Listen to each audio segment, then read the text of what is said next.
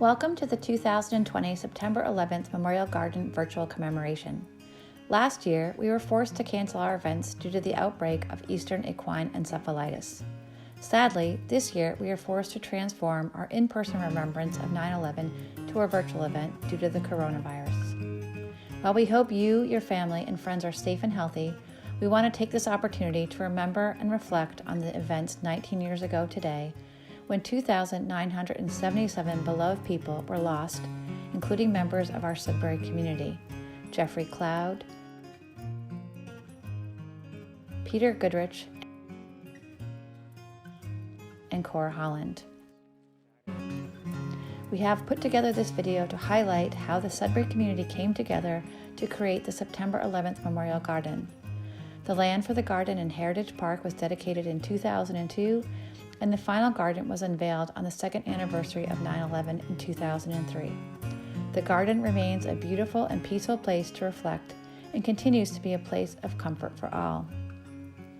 We encourage you to visit the September 11th Memorial Garden today, tomorrow, or when you have time. We hope this retrospective reminds you of all that is good in the world. We're going to begin right now with a color guard presented by members of Sudbury's police and fire departments. Oh, say, can you see by the dawn's early light what so proudly we hailed at the twilight's last gleaming, whose broad stripes and bright stars through the perilous night o'er the ramparts we watched were so gallantly streaming, and the rocket's red glare, the bombs bursting in air, gave proof through the night that our flag was still there. Oh, say does that star-spangled banner yet wave o'er the land of the free and the home of the brave?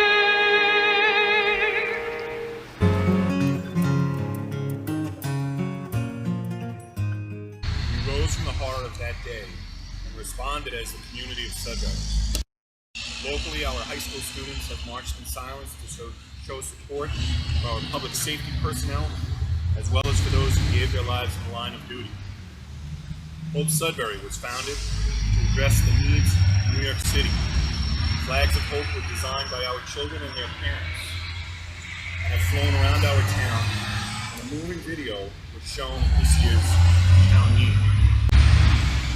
Yet we realized that something was missing, something that future residents of our town would be able to see, to read about, to reflect on the impact of September 11th, 2001, not only on our nation, but as our community of Sudbury.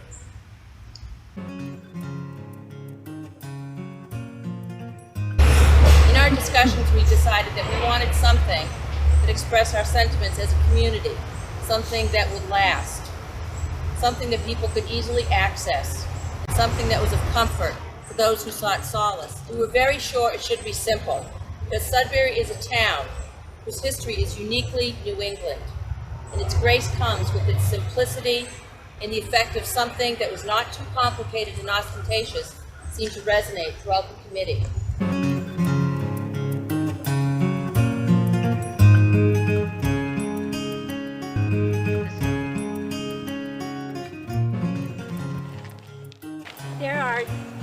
There are no words.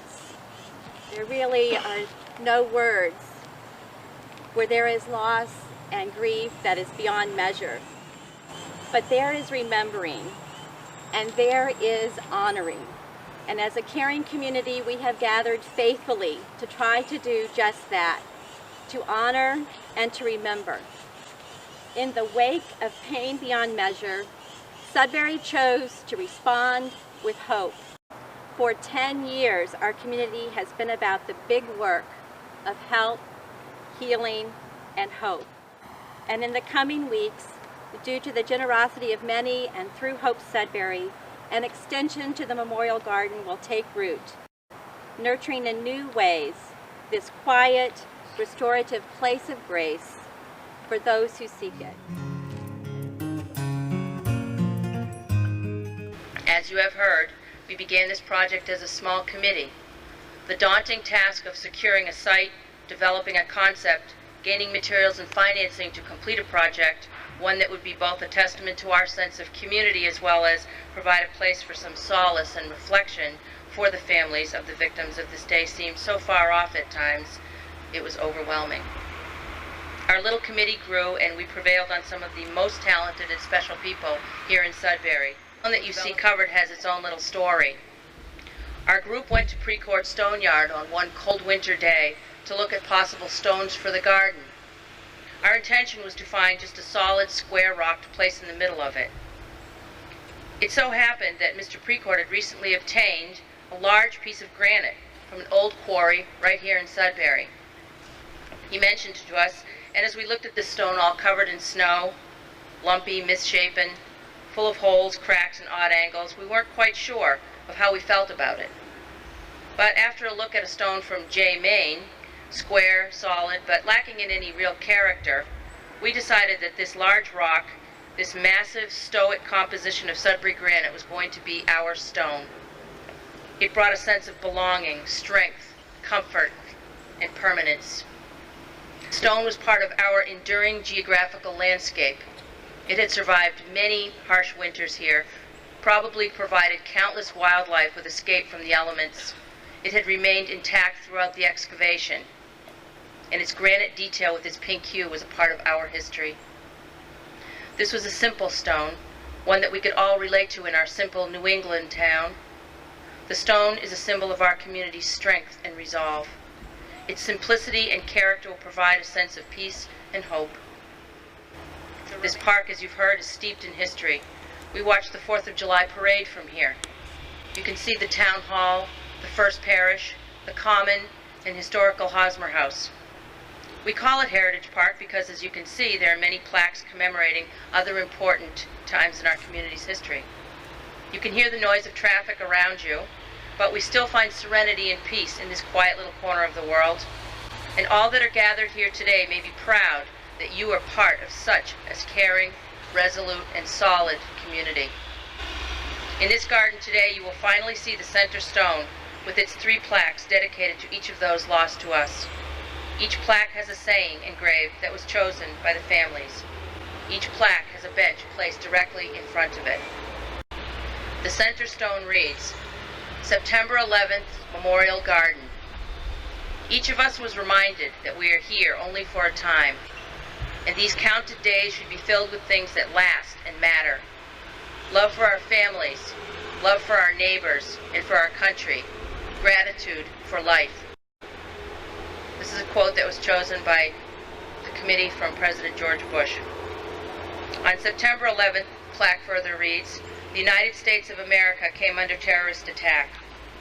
3,025 innocent people were killed in New York, Pennsylvania, and Washington, D.C. Among those lost were Sudbury residents Jeffrey Cloud, Peter Morgan Goodrich, and Cora Hidalgo Holland. Our community dedicates this garden to their memory and to the memory of all who perished on that day in September. May visitors to this memorial with its center stone of Sudbury granite find comfort and peace. We hope that all who visit this garden today and in the future will take from it a sense that there's hope and beauty and promise in the world to help us rise above our tears and our sadness. And we hope that through this memorial garden, those whose names are included here will be remembered and honored, not because they were taken from us so horribly, but for the people that they were, the lives that they lived, and the hearts that they touched. We pray that their special qualities will linger here to lend this place for all time their goodness and love. so that we can continue to feel blessed that they were part of the Sudbury community. And let me now officially dedicate this garden today, September 11th, 2003. On behalf of the town of Sudbury, its residents, and its employees, I hereby dedicate this memorial garden to the memory of three wonderful and beloved individuals, Jeffrey, Peter, and Cora, and to all their families and friends who keep them in their hearts. May you find comfort and hope in this garden and memorial. And my colleagues, John Drabinsky and Larry O'Brien, as well as Beth Farrell and Kathy Newman, will do the unveiling.